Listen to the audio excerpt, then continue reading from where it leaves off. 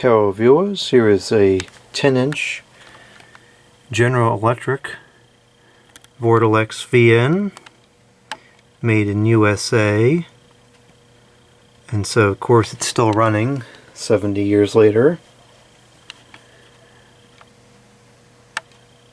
Most of my collection focuses on well past the 40s, but there are a number of models from the 40s that I find interesting, and the GE Vortalex is one of them. I always thought these were really cool. The blade shape is interesting. They're kind of cool looking fans, and they're really good too. The blade is very quiet. I remember many years ago I had a book. I still have it somewhere. It's a book on old fans, and they had a whole bunch of old schematics and engineering designs from General Electric, and I remember reading one of them about these Vortalex blades, and it was very interesting to see how they went to make the fan, and they sat down and said, how can we make it move the most air with the least amount of noise? And they spent time in an R&D phase trying to design a good blade. And this is the result. You have a fan that still works, and works well, decades and decades after its production. Whereas nowadays they just try to make it as cheap as possible, and they disregard noise and airflow. This is a 2-speed model with a toggle switch. There's the informations tag. I'm not really sure what all these numbers mean. And the 40s is not my area of expertise. Looks like it says category F as in Frank, M as in Michael, 10, V as in Victor, 1. Species or whatever spec, I don't know, 272917-1, 110, 120 volts. And then that tag appears to be the blank. I don't see anything on there. It doesn't look like there ever was anything on there. 0.7 amps, made in USA.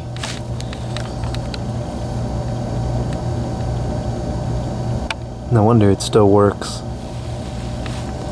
General Electric, what once was the trademark of quality, now is nothing but a name slapped on every product that comes out of whatever random brand in China. Quite sad. There's the patent number, 1964525-225-30066.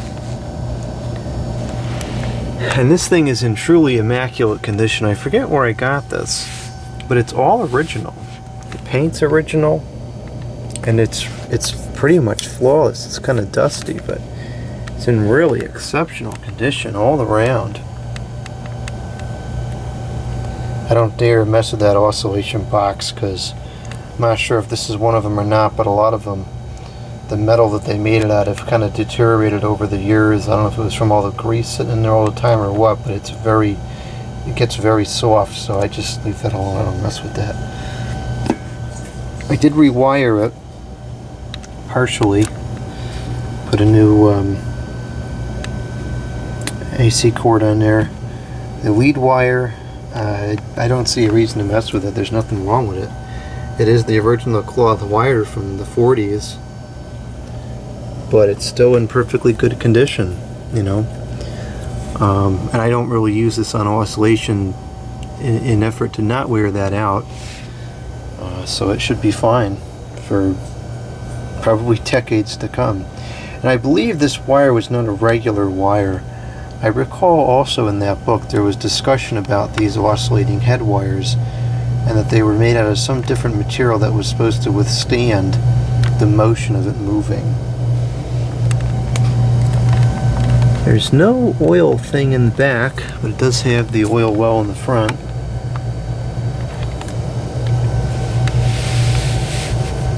The blade is all original paint as well, and it's pretty much flawless. It's really remarkable how this has stayed in such good condition over the years.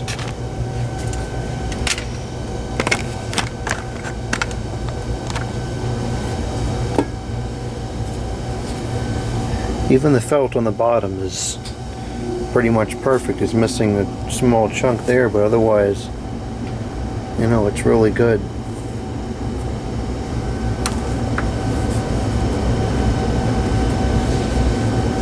Alright, let's power this thing up. I'll get the meter out here. These weren't super efficient because they're shaded pole motors, you know, but they're still running, so who cares? It's a lot cheaper to run this thing year after year than keep buying new fans all the time. What a flippin' joke that is. Okay, let's plug in the camera so it doesn't run out of charge. We're looking at 119.7 volts, so we're 0.3 volts within the acceptable range it's supposed to take in. Of course, if these are running on 110, they would be much slower, and there would be a significant increase in the variance of the speeds. So we'll go over to amps, and we'll start on 1. Make sure it's not in the wind stream.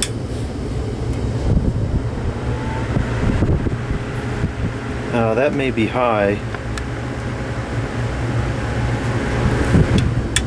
Yeah, that's high. 1 is high. It's got a cool startup sound. Hopefully that furnace will cut off before we're done with the end of the video so I can capture it better. But it's a very quiet fan.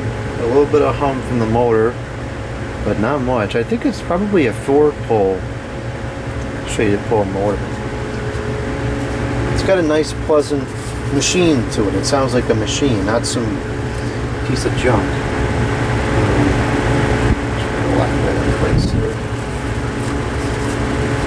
It's strong for a little 10-inch Fiat. Moves good air. It's drawing 0.73 amps, so actually it's right around where it should be. 5960 watts. It's fluxing between the two. The power factor of 0.68, which of course is kind of low, but it's typical for a shaded pole motor.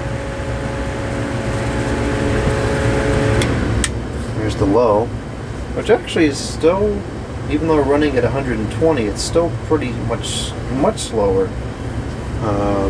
Power is 0.62 amps, 59 watts, and a power factor of 0.77. Keeps moving over. It's unfortunately, it's not too bad, but it's a little bit out of balance. In fact, one of the blades is slightly longer than the others. I don't know if this will focus or not. Let's see. It's not too bad. Kind of see, yeah, see, there you go. Let me saw it for a second. Come on, the focus.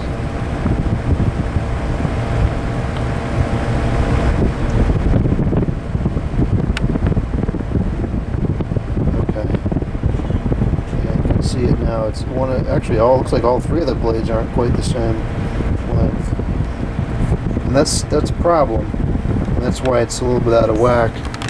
These fans, because the blades were so heavy, they were notorious for becoming out of balance. And looking at the inside of the hub there, I'm thinking that the blades are not manufactured incorrectly, rather they're just bent. As you can see there, where they kind of come off the hub at an angle, and it looks like it's not all the same. Right in the middle of the screen there. Oh, blurry. Yeah, there we go. So they're not quite all the same.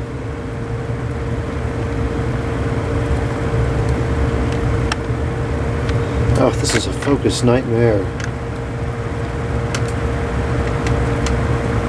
There we go.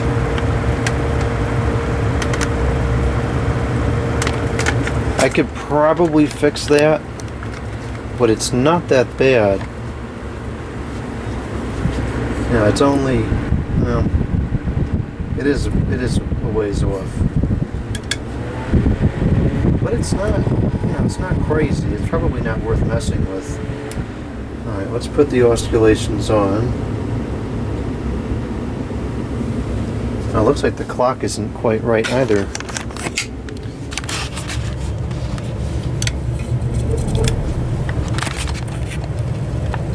Huh. Well, that's easy enough to fix. I'm not going to open that can of worms right now in this video, though. Alright, put the oscillations on and we'll try that out.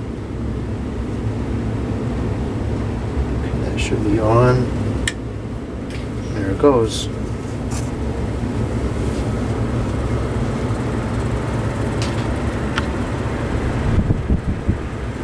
The oscillation's pretty wide.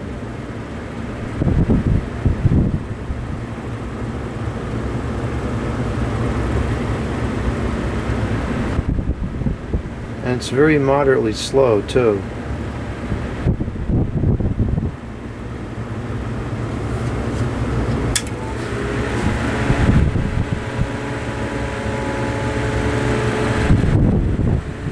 Even on high, it's a moderate speed.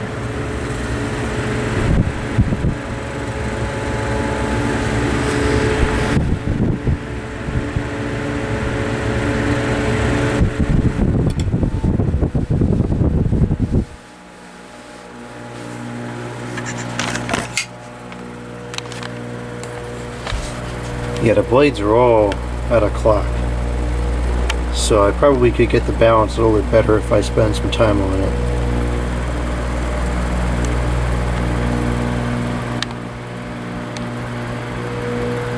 Listen to that unique sound it's got.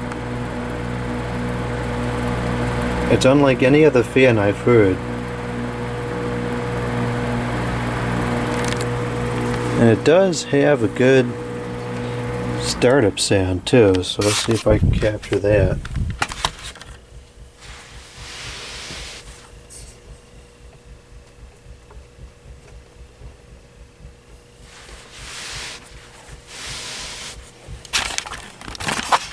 Okay, here's one.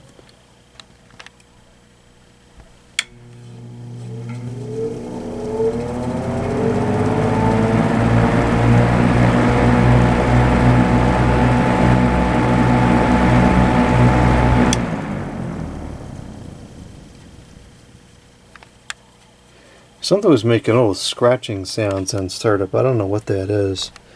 And here's the high.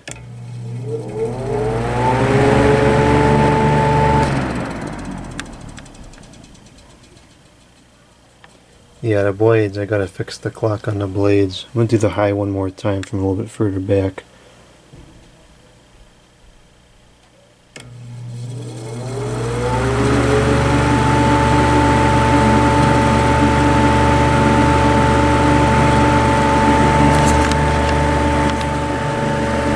Very, very distinct sound to this fan.